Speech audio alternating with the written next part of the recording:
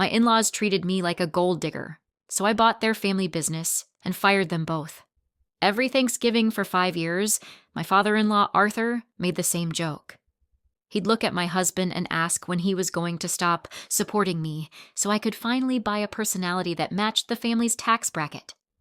They thought I was a stay-at-home nothing because I worked from a laptop in my pajamas. They didn't realize I was the silent partner in a private equity firm that specialized in aggressive acquisitions. When Arthur's 60-year-old manufacturing company started to sink, he didn't go to the bank. He went to a mysterious angel investor for a bailout. He didn't know that the angel he was praying to was the gold digger he refused to let sit at the head of the table. The Sterling family owned Sterling Steel. They were old money, or at least they acted like it. Arthur wore cufflinks that cost more than my first car, and my mother-in-law Beatrice never missed a chance to remind me that my peasant roots were showing. My husband David loved me, but he was terrified of his father. He worked as a middle manager at the plant, constantly under Arthur's thumb. They treated me like a charity case because I didn't have a prestigious title. The breaking point was Arthur's 60th birthday party. In front of 100 guests, he announced his retirement plan. "I'm leaving the company to David," he boomed, "but the shares will stay in a restricted trust. We have to make sure no outside influences can drain the family coffers." He looked directly at me. The room went quiet. Beatrice smirked into her champagne. I felt the heat rise in my neck, but I didn't cry. I leaned over to David and whispered, "He just made the biggest mistake of his life." I went to my home office that night and pulled up the Sterling Steel quarterly reports. It was a disaster.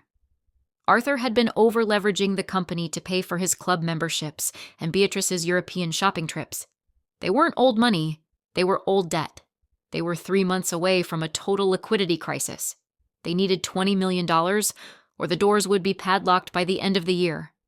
I didn't use our personal savings. I used my firm's capital. I set up a front company called Apex Holdings.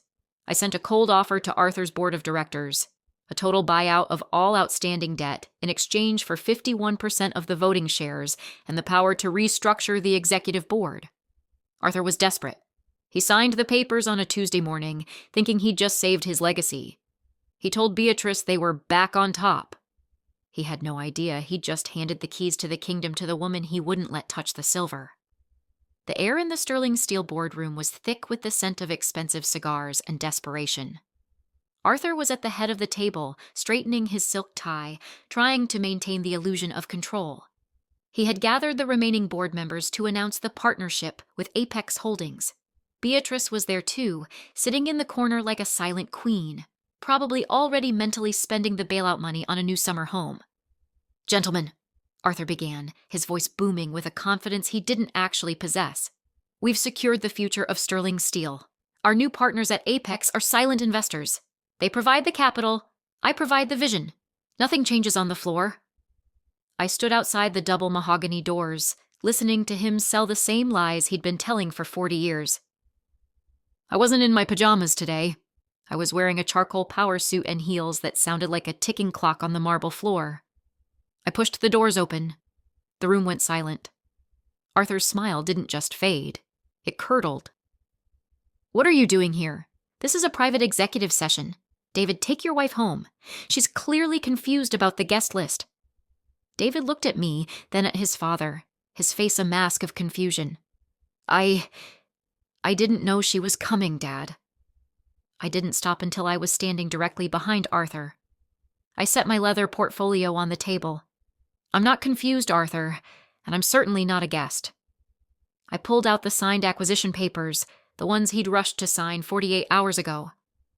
"I'm the managing director of Apex Holdings, which means, as of 9 a.m. this morning, I represent 51% of the voting shares of this company." Beatrice stood up so fast her chair screeched. "This is a joke, a sick, pathetic joke. You don't have $50, let alone $20 million.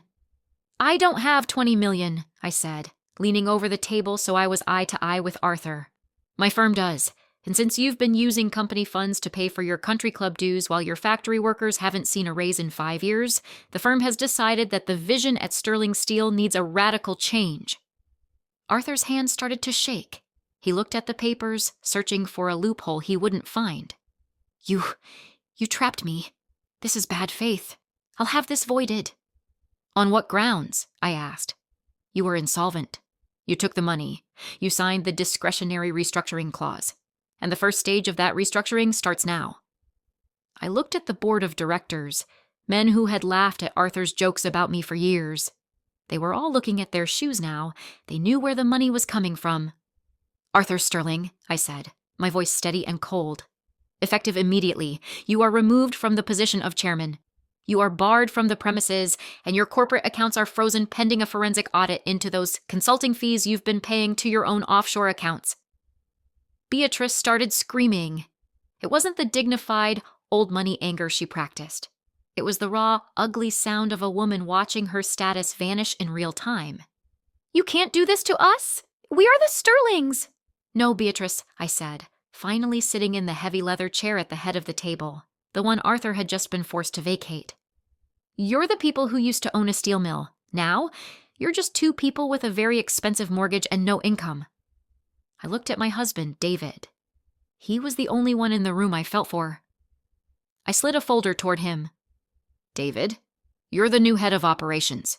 You're going to help me fix what your father broke. But Arthur and Beatrice, they need to clear their desks. They have 15 minutes. I watched Arthur. For the first time in my life, he looked exactly like what he was.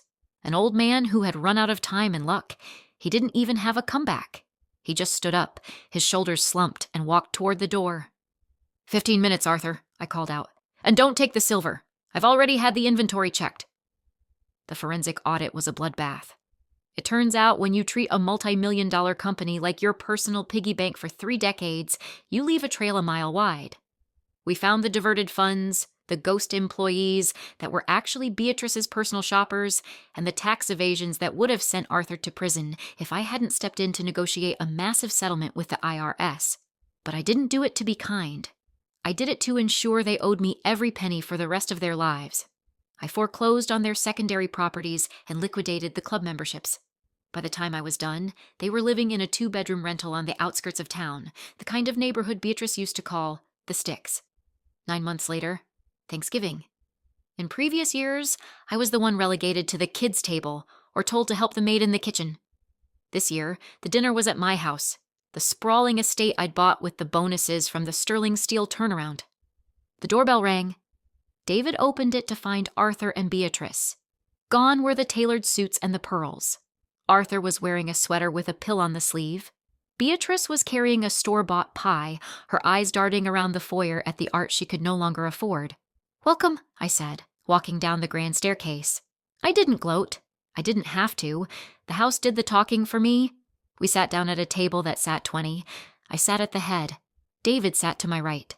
Arthur and Beatrice were tucked into the middle, looking small and fragile. The conversation was strained until Arthur finally cleared his throat. He didn't look at me. He looked at his plate. The heating bill for the rental came in, David. It's significantly higher than we expected. I was wondering if the company could provide an advance on your pension," I interrupted smoothly. Arthur went red. "I was speaking to my son." "David doesn't handle the pensions, Arthur," I said, taking a sip of wine. "I do. And as the CEO, I have to be very careful about outside influences, draining the company coffers. Isn't that what you told me last year?" Beatrice looked like she was going to cry. "We just need a little help. We're family." "Family is a 2-way street, Beatrice," I said, setting my glass down. "For 5 years, I was a gold digger and a burden. Now that the gold is mine and the burden is yours, you want to talk about family?" I pulled a small check from my pocket. It wasn't a gift. It was a contract. "I'll cover your expenses for the winter," I said, sliding it across the table. "But in exchange, you're going to volunteer 20 hours a week at the community center.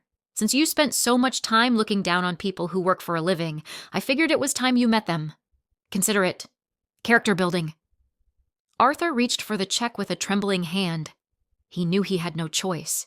He was no longer the king of steel. He was a man who couldn't pay his gas bill without the permission of the woman he tried to destroy.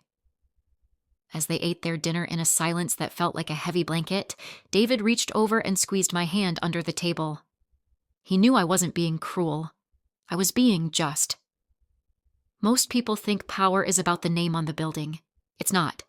It's about who holds the pen when the bills come due. My in-laws spent 30 years building a wall of elitism to keep me out. They didn't realize they were just building the cage I'd eventually lock them in. They still call me family now, but they say it with a lot more respect. Because at the end of the day, I wasn't digging for their gold. I was busy mining my own. And the view from the head of the table, it's exactly as sweet as I imagined.